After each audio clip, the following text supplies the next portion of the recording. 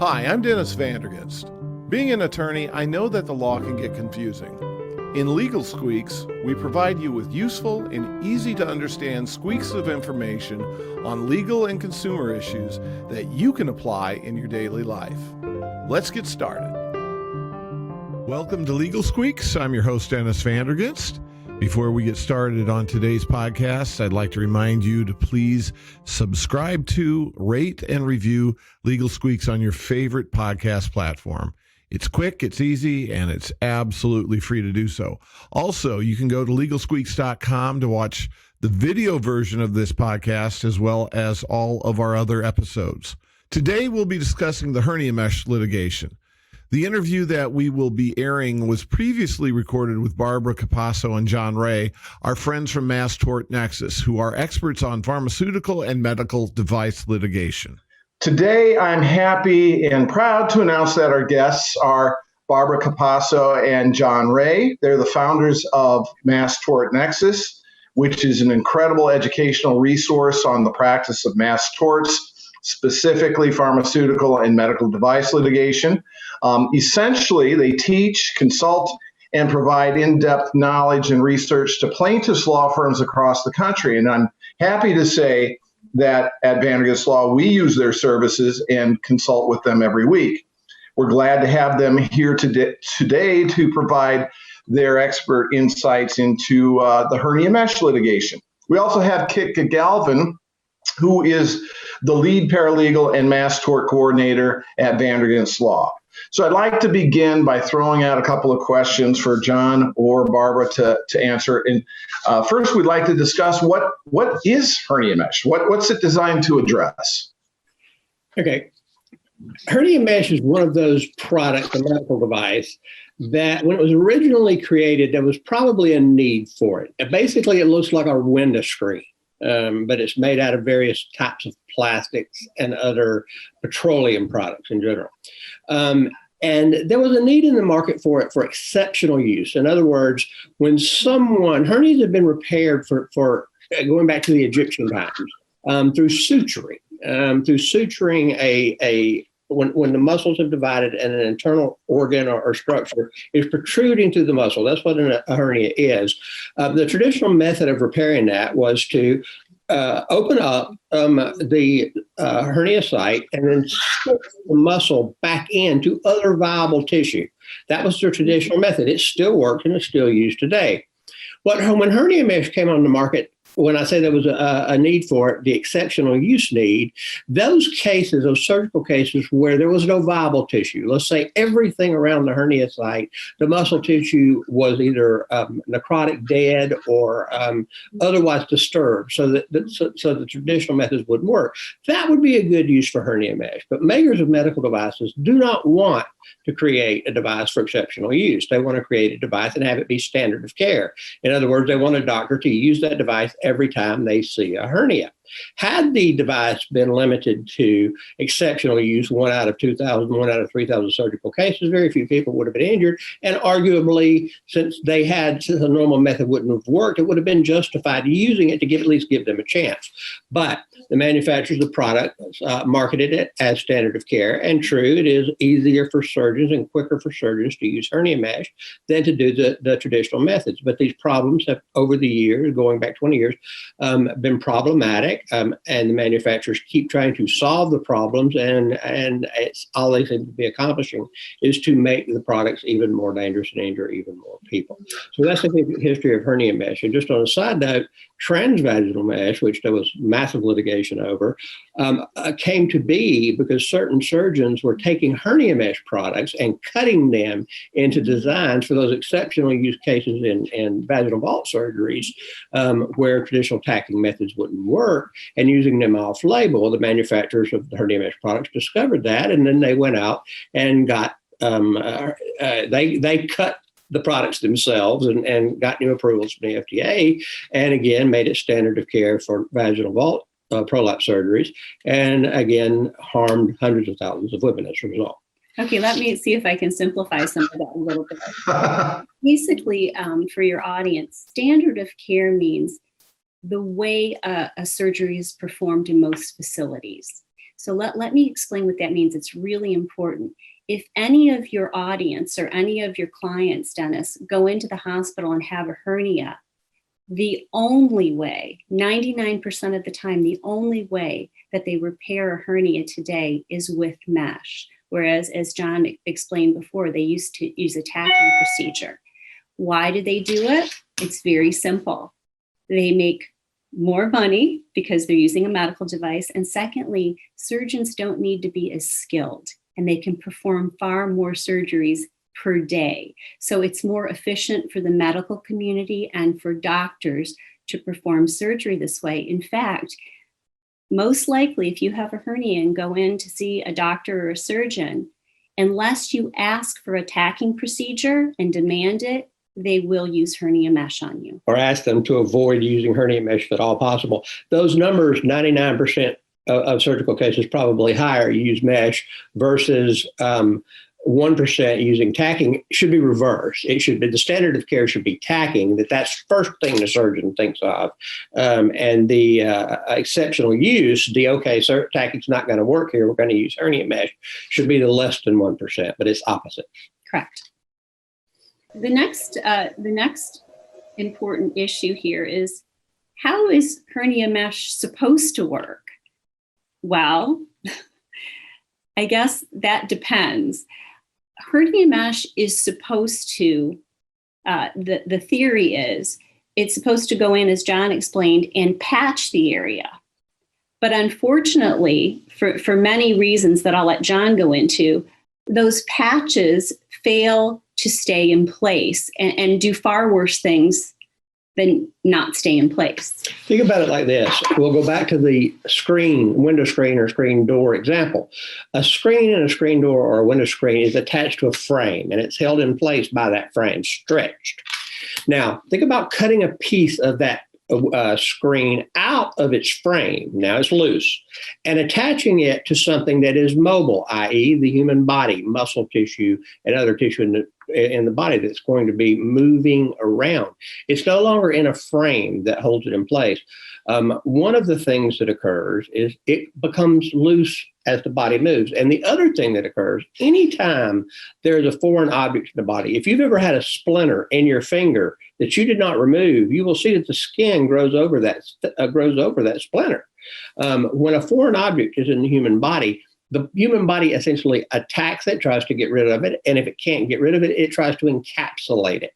And the human body sees this mesh as a foreign invader. And this is one of the problems that the mesh manufacturers have tried to overcome unsuccessfully.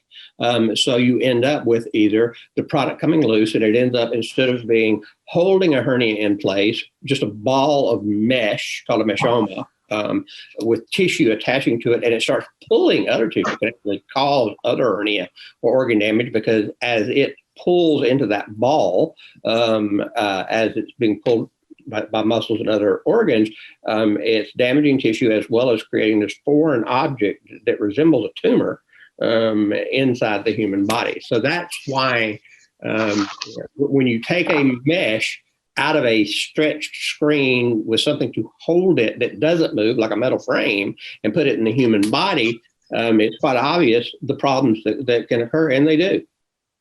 Yeah, and quite honestly, the first side effect that almost every patient complains of, the very first thing, if they've had an original mesh surgery or their first surgery, they end up in pain. Now, what type of pain depends on the individual. It can be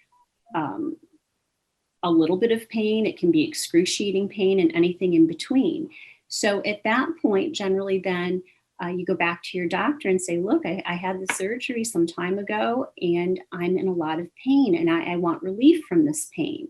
So the first side effect is pain. And what generally happens after that, it depends on your situation and your doctor, and what transpires after you have your first hernia mesh surgery. But generally, if it's bad enough and they take imaging and see that there's an issue, you will go back in and have another surgery after your original surgery. We call that a revision surgery. And some folks have multiple revision surgeries. The problem that often occurs when the body has encapsulated and disformed the mesh is that it can't be completely surgically removed. And let's say it's between your stomach wall and your intestines, and it's attached to your intestines. There are pieces of it. The only way to remove it, if it does have to be removed, if it can't be safely left in, even though it's causing you pain, is to remove part of your colon or your intestine. Your small intestines, your large intestines, or your colon. So you can end up losing a very important anatomical structure like a piece of your small intestines because the mesh has grown into it and can't be removed surgically piece by piece. Now, you guys, I don't know if you even realized I was gone, but I had a technical difficulty there. This, by the way, folks, is why I love working with these guys. They are consummate professionals. They just kept right on rolling with me being absent, so that's wonderful. Have you been able to address? Obviously, I'm not sure what I've missed out on, but have you been able to talk about the companies, the defendants that are involved in the litigation, and where we're at as far as the litigation? That's exactly where we are, Dennis. You're awesome. You picked right up. Perfect. Okay, so let me explain to everyone out there where we are and what hernia mesh is actually manufactured by many different manufacturers. That's the way the pharmaceutical industry works. Once something is on the market and selling well, other companies come and duplicate it because they want part of the market share. They want part of the money. There's no other way to say it. The number one manufacturer of hernia mesh is Bard. BARD. Now, they make up 70 or 75% of the market. However, if you have a different type of mesh, it too will likely be part of this litigation. And please contact Vandergans Law. They have an entire list of all the products that are part of this litigation. So it's not just Bard, but it is very likely that you may have a Bard product. But I would say, regardless of the product, if the product itself has malfunctioned, in other words, it's not that you got a post-surgical infection a few days after your surgery, but you went back in, your doctor's taken images or whatever, and the mesh isn't where it's supposed to be, and it doesn't look like it's supposed to look, then call the law firm and let them review your case, because a product may not have been recalled does not mean that because that product malfunctioned, that a viable product liability litigation against the maker for failing to make a product, that the bad thing didn't happen that happened to you. Right.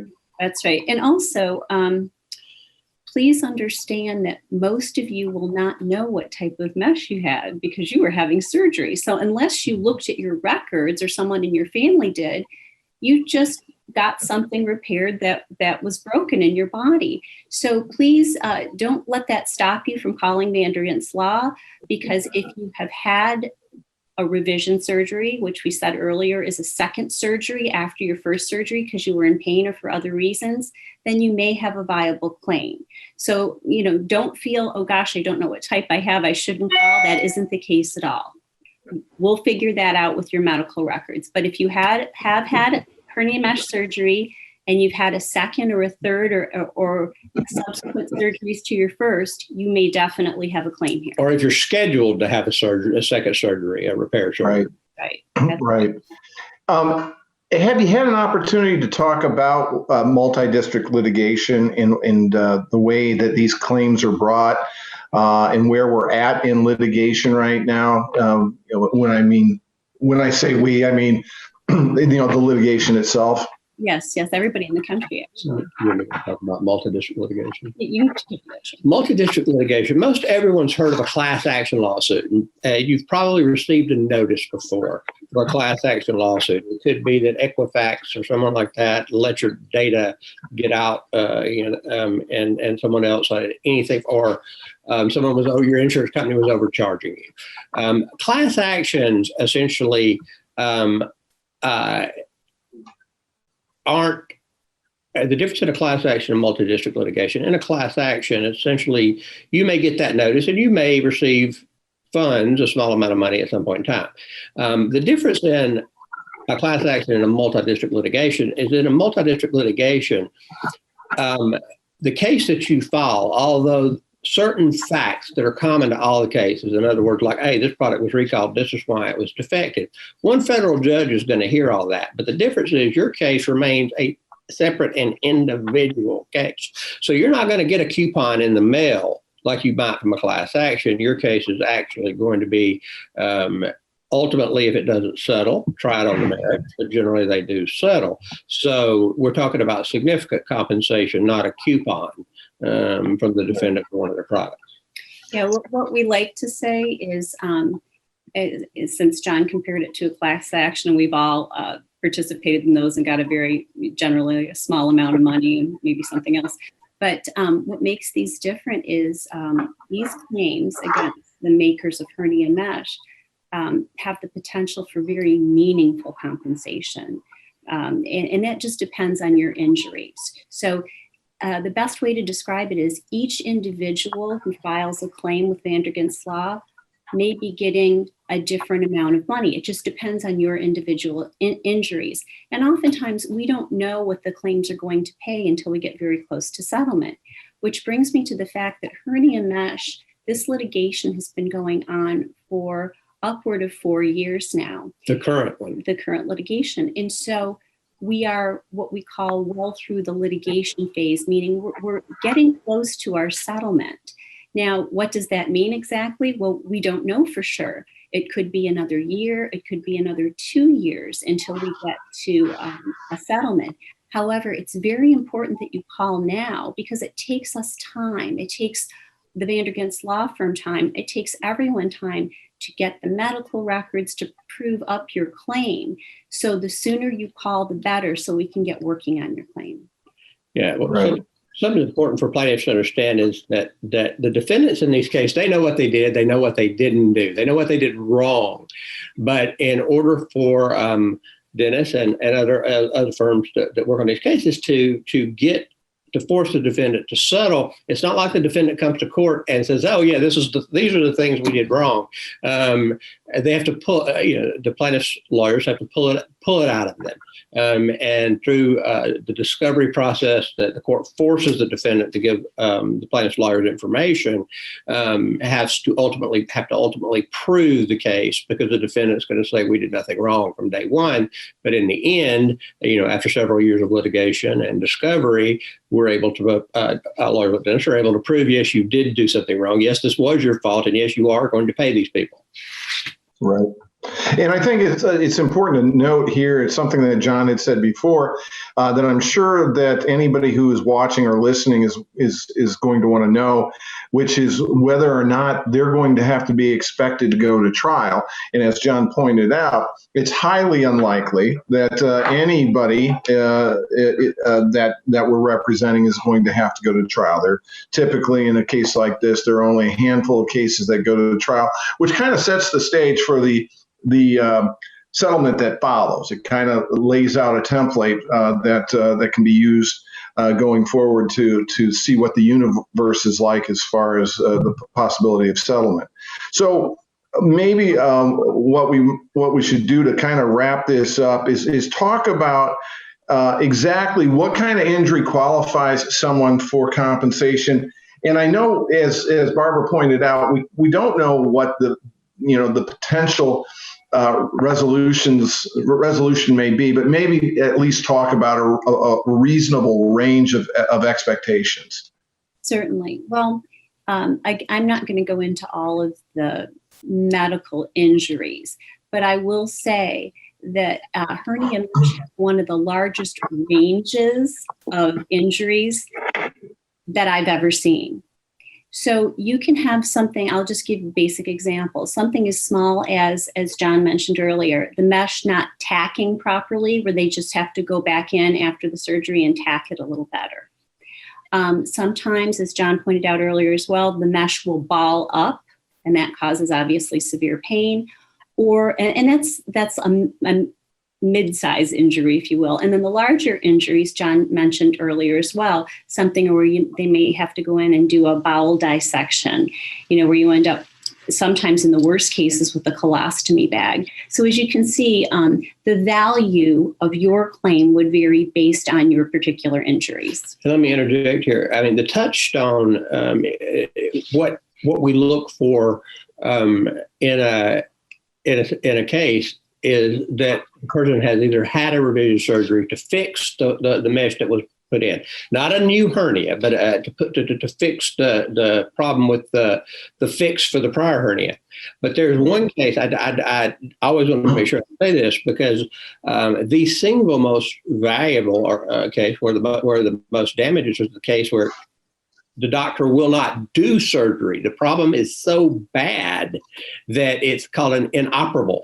That the doctors looked at it and said, "Well, I would like to do surgery, but you're going to be you're going to be in pain the rest of your life. You're going to have problems, and this could potentially hurt you. But if I do surgery, I might kill you, or your problem may be far worse." So an inoperable, just because you haven't had surgery, if your doctor has told you I can't do the surgery because it's too dangerous because of the condition of the mesh,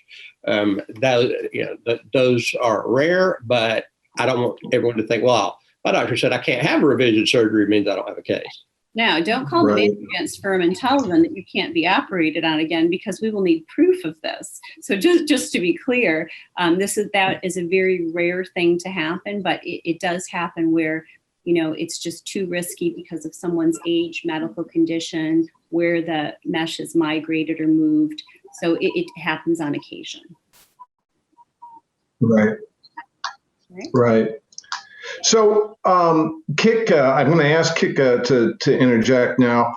Would you let our listeners and the viewers know what it is that they can do if they have questions, or if they feel that they have a case that they'd like us to help them out with? What is it that they should do, and can you kind of outline for them what to expect once they contact us, how we vet these cases and how we open their files? Yeah, sure. Good question. So the first thing I would say, if you're sitting at home and you think that sounds like me, please go to our website, and there'll be a kind of a pre-screening, a few questions to answer. And once we get that, one of our intake specialists will reach out to you. There'll be another series of questions, of course, a little bit going in a little bit more in depth. The way we decide what determines if you have a case is we would need to order your medical records, your operative records, and kind of put the facts together, put the proof together. And once we get those medical records and that documentation that we need to prove it, we then go forward. As John described, the MDL, the multi-district, that's how these are filed. So you'll get paperwork, you'll be asked questions, you'll get paperwork. One piece of paper is a contract saying you'd like us to handle this for you, and then also authorizations for us to get that documentation that we need. After that, you just have to have patience. As Barbara and John said, this has been going on for 4 years, and we're still kind of in the home stretch, but we're not there yet. And we have, other mass torts that are just beginning. It's a long process. It's a lot of waiting. You'll hear from us about once a month. We might not have anything to tell you other than we're still here and we're still working on it, but we do keep in contact with you about once a month. Thank you, Kika. And Kika mentioned the website. Again, that's vlaw.com. If you need to, or if you'd prefer to actually give us a call because you have questions, you can reach us at 800-960-VLAW. That's 8529. Or you can check out our Facebook page or other social media platforms. But usually we're going to put you through that vetting process that Kika had mentioned to determine whether we think that there's a viable claim. Because obviously we're not here to waste your time. John and Barbara have done an outstanding job of outlining what it is that we're looking at, what we're looking for, what the problems are, what the potential defects are that have arisen as a result, and what the status of the litigation is. So I want to give John and Barbara a chance. If you have anything more that you'd like to add, feel free to jump in. I'd like to say this because I've been doing this for over 20 years, working as a researcher in related to defective drugs and medical devices. And I know some people just don't like the idea of filing a lawsuit. I call them litigation aversion. They just don't like the idea of filing a lawsuit. But something I always say to those people is this just isn't about you. What you're doing when you call a law firm and add your name to the list and add your case, your example of how you were harmed to the list, you're helping other people avoid harm in the future. So even if you don't want to do it for yourself, do it for everyone else that you'll be helping to prevent them from being harmed in the future. Great point, John. I definitely appreciate that. Barb, do you have anything to add? Yeah, just one final thing. We had talked about Bard being the main manufacturer of mesh, and you'd asked me about, or asked all of us about trials. All of the trials have been chosen for Bard, but due to COVID, we haven't been able to move forward. But the chance of one of your clients' claims being chosen for trial is about 1% at this point.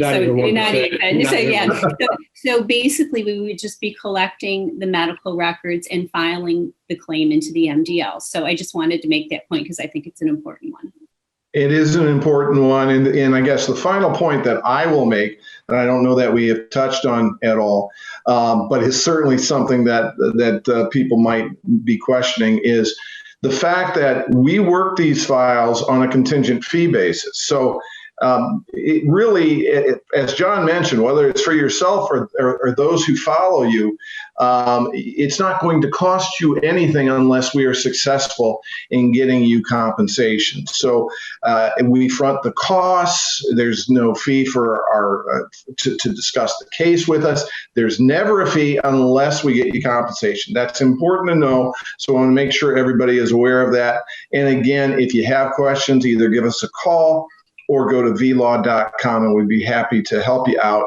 I want to thank our guests, Barb and John, for joining us, and I want to thank Kitka as well, and thank you, all of you who are listening in or watching, and we're here to help. If ever you need us, we'd be honored. Thank you. I'd like to thank John and Barb again for providing us with that insightful information on the hernia mesh litigation. And if you feel like you may have a case, feel free to reach out to Vandergast Law for a free consultation.